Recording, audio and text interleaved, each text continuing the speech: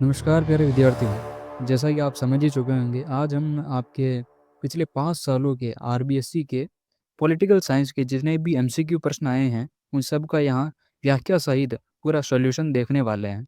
तो चलिए शुरू करते हैं। शुरुआत करते हैं 2021 से। तो पहला प्रश्न है, प्रथम महायुद्ध का कालखंड क्या था? देखिए, अब तक 2 वर्ल्ड वार हो चुके हैं। मगर क्यों? पहला जो विश्व युद्ध है, आपको मैं सोचने के लिए सिर्फ 2 सेकंड दूँगा। आप अपने मन में आंसर रख सकते हैं और अपने आंसर को यहाँ से मैच कर सकते हैं। जो पहला विश्व युद्ध हुआ था, वो हुआ था 1914 से 1918 तक, और इसी के बाद लीग ऑफ नेशंस की स्थापना हुई थी, जो सेकंड वर्ल्ड वार को रोकने में असमर्थ रहा था, और उसी के परिणाम स्वरूप आपके संयुक्त राष्ट्र संघ की स्थापना की गई थी।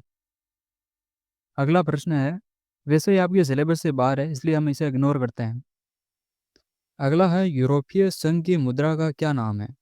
देखिए, रुपया हमारे भारत का है, रूबल रूस की करेंसी है, लेकिन यूरो जो है, ये यूरोपीय संघ की मुद्रा का नाम है। यूरोपीय संघ का खुद का एक झंडा है, गान है और स्वतंत्रता दिवस है, और खुद की मुद्रा भी है। अगला प्रश्न, दक्षिण एशिया में सम्मिलित देश हैं। दक्षिण एशिया में मुख्यतः हम 7 देशों को लेते हैं: भारत, पाकिस्तान, बांग्लादेश, नेपाल, भूटान, श्रीलंका और मालदीव। कभी कभार इसमें अफगानिस्तान को भी शामिल किया जाता है, लेकिन मुख्यतः ये 7 ही होते हैं। हालांकि अपन देखें तो सार्क में जो है, अफगानिस्तान भी 8वां सदस्य है। अगला प्रश्न, क्योटो प्रोटोकॉल 1997 में मुख्य विषय वस्तु क्या थी? देखो, ये जो क्योटो प्रोटोकॉल था 1997 का, इसका मुख्य उद्देश्य था ग्रीन हाउस गैसों का उत्सर्जन था, उनको कम करना इसका जो है मुख्य उद्देश्य था। विश्व का सबसे बड़ा तेल उत्पादक देश कौन सा है? इसमें सोचने की जरूरत ही नहीं है, यह है सऊदी अरब, ऑप्शन सी। अगला है, ट्रस्ट विद डेस्टिनी से संबंधित है। देखो, 14-15 अगस्त की मध्य रात्रि को जवाहरलाल नेहरू ने एक संविधान सभा के जो सत्र को संबोधित किया, जिसे भाग्य वधु से चिर प्रतीक्षित भेंट या फिर ट्रस्ट विद डेस्टिनी के नाम से जाना जाता है। तो ऑप्शन सी, जवाहरलाल नेहरू से संबंध है। खुली प्रतिस्पर्धा और बाजार मूलक अर्थव्यवस्था के जरिए प्रगति की पक्ष वाली राजनीतिक विचारधारा को क्या कहते हैं? देखिए, आपकी सिलेबस में 2 मुख्य विचारधाराएं हैं। उसमें एक जो है खुली प्रतिस्पर्धा और बाजार मूलक अर्थव्यवस्था, जो चाहती है कि सरकार ज़्यादा हस्तक्षेप न करे, वो है आपकी दक्षिणपंथी, यानी ऑप्शन बी। लेकिन जो वामपंथी है, वो गरीबों की जो है वो साइड लेती है एक तरीके से, सिंपल भाषा में कहें तो। अगला प्रश्न है, बांडुंग सम्मेलन कब हुआ था? ये हुआ था आपके 1955 में, इंडोनेशिया के शहर बांडुंग में इसका जो है एक ऐतिहासिक सम्मेलन हुआ था, जो कूटनिरपेक्ष आंदोलन की यहाँ नींव रखी गई थी एक प्रकार से। 1971 के लोकसभा चुनाव में इंदिरा गांधी की कांग्रेस आर को कितनी सीटें मिली थी? देखो, 1971 के लोकसभा चुनाव में इंदिरा गांधी की जो कांग्रेस आर थी, जो कांग्रेस ओ सिंडिकेट वाली कांग्रेस थी, कांग्रेस ओ, और इंदिरा गांधी वाली थी कांग्रेस आर रिक्वेजनिस्ट, तो इनको मिली थी 352 सीटें। और ये किसके साथ थी? ये इसके साथ सीपीआई भी थी, यानी जो ये एक गठबंधन था एक प्रकार से। 1974 में संपूर्ण क्रांति का आह्वान किसने किया था? ये हमारे जेपी जयप्रकाश नारायण ने किया था। भ्रष्टाचार और जैसे बेरोजगारी जैसी जो इसके खिलाफ स्टूडेंट्स का स्पेशली इसमें योगदान था। वैसे जयप्रकाश नारायण को हम लोक नायक के नाम से भी जानते हैं। 1989 में राष्ट्रीय मोर्चा सरकार के प्रधानमंत्री कौन बने? वो थे वीपी सिंह। 1989 में कांग्रेस की हार के बाद राष्ट्रीय मोर्चा सरकार बनी, जिसे भाजपा और जो वामपंथी थे, इन्होंने बाहर से समर्थन दिया था, और इन्हीं की सरकार में मंडल आयोग की सिफारिशों को लागू किया गया था। कब? 1990 में। अब चलते हैं 2022 की तरफ, जहां पहला प्रश्न है, उत्तर अटलांटिक संधि संगठन, जिसे हम नाटो कहते हैं, की स्थापना कब हुई? इसकी स्थापना हुई थी 1949 में। ये एक सैन्य गठबंधन था, और इसी के जवाब में जो है सोवियत संघ ने 1955 में वार्सा पैक्ट नामक जो है ये सैन्य संगठन बनाया था। निम्न में से सोवियत संघ का उत्तराधिकारी राज्य स्वीकार किया गया। देखो, सोवियत संघ के विघटन के बाद जो है सारी जिम्मेदारी रूस ने ली थी, और सोवियत संघ का विघटन कब हुआ था? 1991 में। 7 दलों का गठबंधन, जिसे 7 पार्टी अलायंस कहते हैं, ये किस देश से संबंधित है? ये बेसिकली आपके नेपाल से संबंधित है। और इसके अतिरिक्त आपको ये पता होना चाहिए कि नेपाल एक लोकतांत्रिक गणराज्य बना था 2008 में। यूएनओ की स्थापना कब हुई थी? यूएनओ की स्थापना हम सबको पता होना चाहिए कि 24 अक्टूबर 1945 को हुई थी, और भारत इसमें 30 अक्टूबर को शामिल हुआ था। अगला प्रश्न, आतंकवादियों ने अमेरिका के वर्ल्ड ट्रेड सेंटर पर कब हमला किया? वैसे आपके सिलेबस में अब ये नहीं रहा है, लेकिन आपको पता होना चाहिए 9/11 हमले के बारे में, यानी 11 सितंबर 2001 में। 1992 में पृथ्वी समिट किस देश में आयोजित हुआ था? ये हुआ था आपके ब्राजील के रियो डी जेनेरियो में, यानी यहाँ पे ब्राजील ऑप्शन है तो ऑप्शन डी हम राइट करेंगे, जिसे रियो सम्मेलन के नाम से भी जाना जाता है। और यहीं से हमें जो है टिकाऊ विकास, जो सस्टेनेबल डेवलपमेंट, जिसे हम सतत पोषणीय विकास भी कहते हैं, आप ज्योग्राफी में पढ़ते हैं, उसी की अवधारणा भी यहीं से जुड़ी होती है। भारत में राज्य पुनर्गठन आयोग की स्थापना कब हुई थी? ये इसकी स्थापना तो देखो आपके 1953 यानी ऑप्शन बी में हुई थी, और इसकी जो रिपोर्ट थी वो 1956 में आई थी, जिसी के अनुसार जो 14 राज्य और 6 केंद्र शासित प्रदेश भी बने थे फिर। भारत में पहले चुनाव आयुक्त कौन थे? भारत के पहले चुनाव आयुक्त थे सुकुमार सेन। और मैं चाहूंगा कि आप कमेंट करें कि वर्तमान में हमारे चुनाव आयुक्त कौन है। देखो पहले चुनाव 1951-52 में हुए थे। अगले प्रश्न पर चलते हैं। मिल्क मैन ऑफ इंडिया के नाम से कौन मशहूर है? आपको पता होना चाहिए, जिन्होंने श्वेत क्रांति की अगुवाई की, जिसे ऑपरेशन फ्लड के नाम से भी जाना जाता है, और ये है वर्गीस कुरियन, यानी ऑप्शन बी। गरीबी हटाओ का नारा किसने दिया? ये तो हमें पता ही है कि इंदिरा गांधी ने 1971 के चुनाव में ये नारा दिया था, और इनकी भारी जीत भी हुई थी। अगला प्रश्न। नामदेव ढसाल ने अपनी कविता में सूरजमुखी आशीषों वाला फकीर किसे कहा है? सूरजमुखी आशीषों वाला फकीर नामदेव ढसाल ने डॉक्टर भीमराव अंबेडकर को कहा है। अब आ जाते हैं 2023 पर। पहला प्रश्न। थ्योरी ऑफ जस्टिस पुस्तक के लेखक कौन है? देखो ये वैसे आपके सिलेबस का हिस्सा लग नहीं रहा है, लेकिन फिर भी आपको पता होना चाहिए, जॉन रॉल्स। राजनीतिक समाजीकरण की सर्वप्रथम व्याख्या करने वाले प्रमुख है। यह आपके सिलेबस में नहीं है। अगला प्रश्न है, भारतीय संविधान के जिस भाग में सामाजिक आर्थिक न्याय की व्यवस्था की गई है वह है। यहाँ पे वैसे ऑप्शन ही पूरे नहीं है, लेकिन यह है आपके भाग 4 में। भाग 3 में मौलिक अधिकार हैं, भाग 4 में राज्य के नीति निर्देशक तत्व हैं। अगला प्रश्न है, भारतीय संविधान के जिस अनुच्छेद के अंतर्गत अखिल भारतीय सेवाओं के सृजन संबंधी प्रावधान है वह है, कौन सा अनुच्छेद है? वो है आपके अनुच्छेद 312। वैसे आपको अखिल भारतीय सेवाएं समझ नहीं आ रही तो आपको पता होगा कि आईएएस और आईपीएस है, ये भी अखिल भारतीय सेवाएं हैं। अगला प्रश्न। भारतीय संविधान की प्रस्तावना में न्याय का सही क्रम है। आपके किताब के पहले ही पन्ने पर आती है ये चीज़, और ये प्रस्तावना आपके किताब खोलते ही जो पहले पन्ने पर यही लिखी आती है, उसे आप पढ़ेंगे तो आपको पता चलेगा सामाजिक, आर्थिक और राजनीतिक न्याय, यानी ऑप्शन ए। अगला प्रश्न है, राज्यसभा को धन विधेयक कितने दिनों में लोकसभा को लौटाना होता है? इसकी जो है वो है डेडलाइन 14 दिन, यानी ऑप्शन बी। देखो इसमें कुछ क्वेश्चंस ऐसे हैं जो काफ़ी हाई लेवल के हैं, और कुछ है जो मीडियम, और कुछ है जो बिल्कुल आसान, यानी जो बहुत कॉमन क्वेश्चन होते हैं चैप्टर के, वो भी शामिल है। आगे चलते हैं।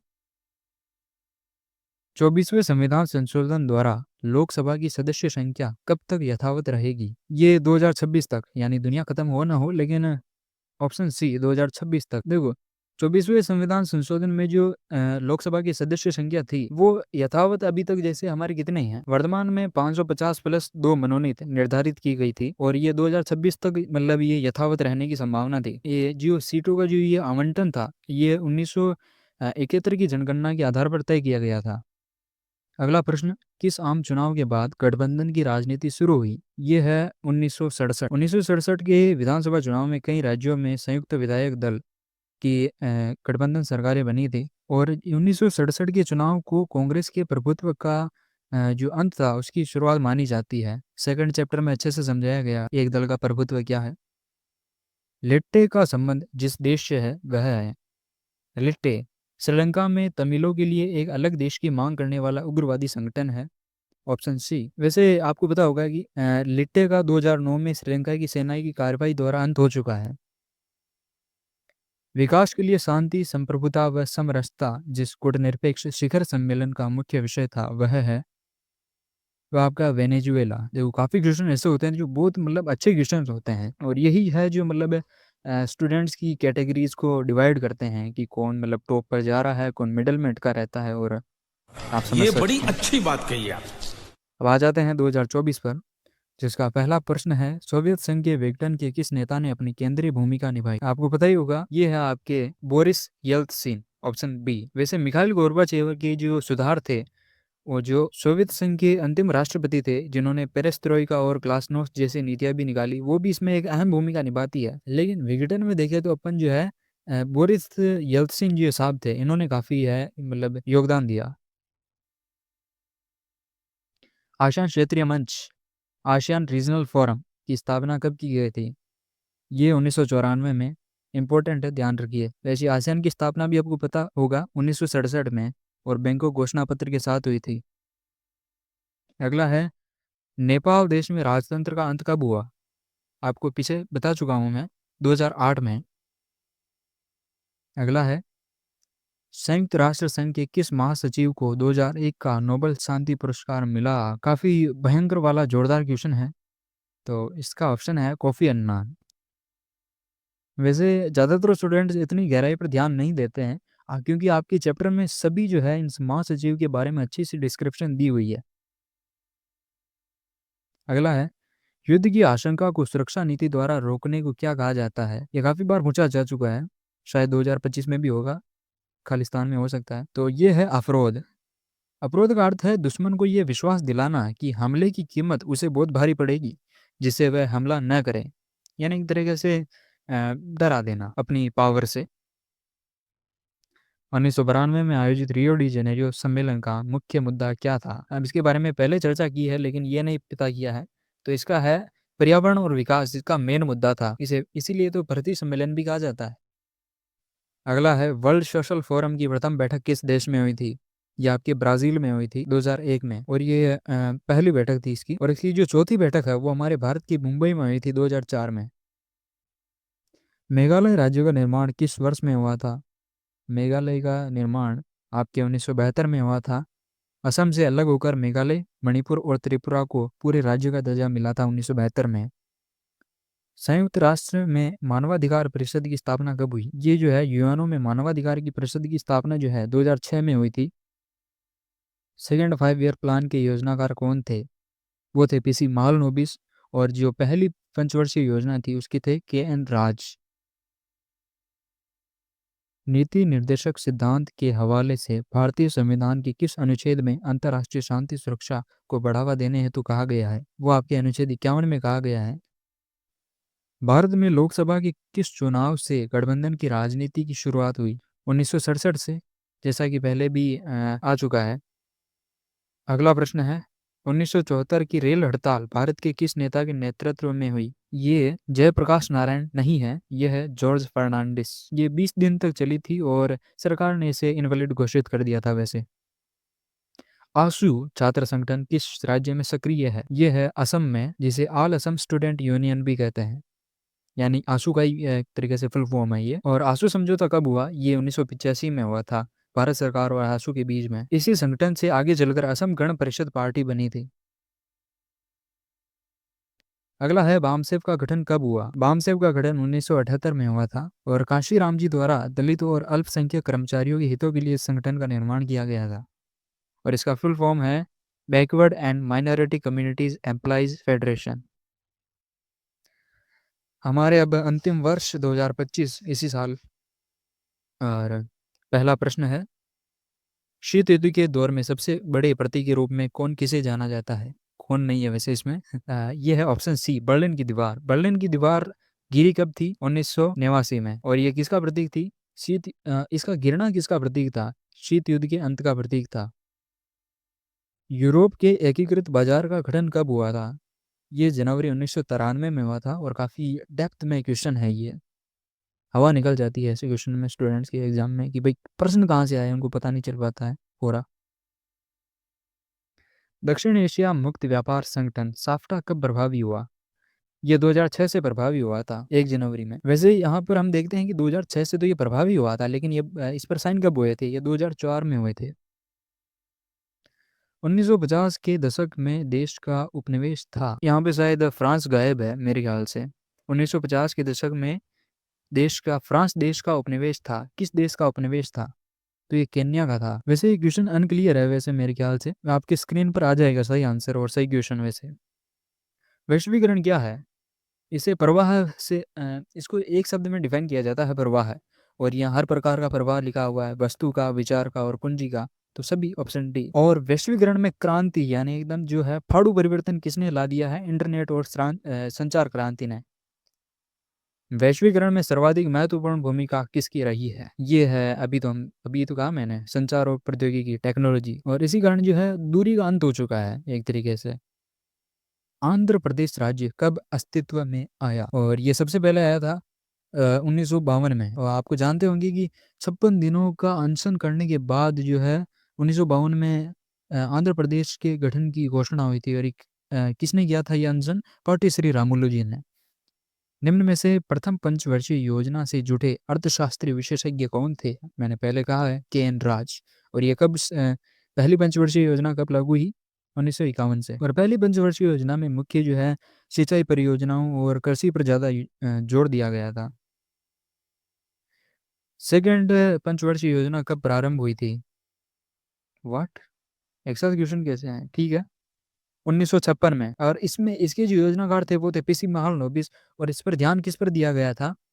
और इसमें ध्यान था हमारा उद्योगों पर, भारी उद्योगों पर।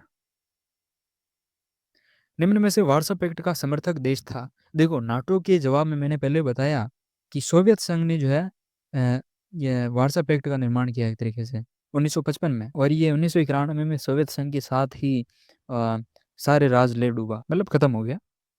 निम्न में से भारत के प्रथम विदेश मंत्री कौन थे? वर्तमान में कौन है आप ये कमेंट में बताइए। लेकिन पहले जो है जवाहरलाल नेहरू थे, प्रधानमंत्री भी यही थे और विदेश मंत्री भी यही थे। और इन्होंने जो है कूटनिरपेक्षता और पंचशील के सिद्धांतों को भारतीय विदेश नीति का आधार बनाया। भारत के राष्ट्रपति फखरुद्दीन अली अहमद ने आपातकाल की घोषणा कब की थी? ये आप बताइए। 25 जून 1975 को। शायद मध्य रात्रि को ही आंतरिक अशांति के आधार पर आपातकाल लगाया गया था, जो 21 महीनों तक चला था और मार्च 1977 तक। अगला प्रश्न है, भारत में संपूर्ण क्रांति के प्रतिपादक कौन थे? पहले आ चुका है, जयप्रकाश नारायण। भारत में चौथा आम चुनाव कब हुआ? चौथा आम चुनाव 1967 में हुआ था और पहला 1952 में। नागालैंड कब पूर्ण राज्य बना? पूरा राज्य 1963 में बना था। काफ़ी उग्रवादी संघर्ष और बातचीत के बाद 1963 में इसको अलग राज्य का दर्जा मिला था। और इसके अंगमी जाफू फिजो जो है नगा आंदोलन के एक प्रमुख नेता रहे हैं। 1979 से 1985 के मध्य असम में किस देश के घुसपैठियों के विरुद्ध आंदोलन चले थे? ये बांग्लादेश के घुसपैठियों के विरुद्ध आंदोलन चले थे। और आंसू जो था हमने पीछे डिस्कस किया, उसी ने इसे संचालित किया था। 1989 में बनी राष्ट्रीय मोर्चा सरकार का नेतृत्व किस प्रधानमंत्री ने किया? ये आपके वीपी सिंह ने, शायद पहले आ चुका है। बामसेब का गठन कब हुआ? ये हुआ था 1978 में। और इसके बारे में भी हम पहले डिस्कस कर चुके हैं। आपको ये चीज़ ज़रूर जाननी चाहिए कि मैं सभी विषयों के सभी एमसीक्यूज 5 साल के सभी रिक्त स्थान, सभी अति लघुतरात्मक, सभी लघुतरात्मक लाने वाला हूँ। तो जुड़े रहिए। सब्सक्राइब। आपकी अगर कोई शिकायत और बची हो तो आप कमेंट में लिख सकते हैं। और आपको वीडियो कैसा लगा कमेंट में ज़रूर बताएं।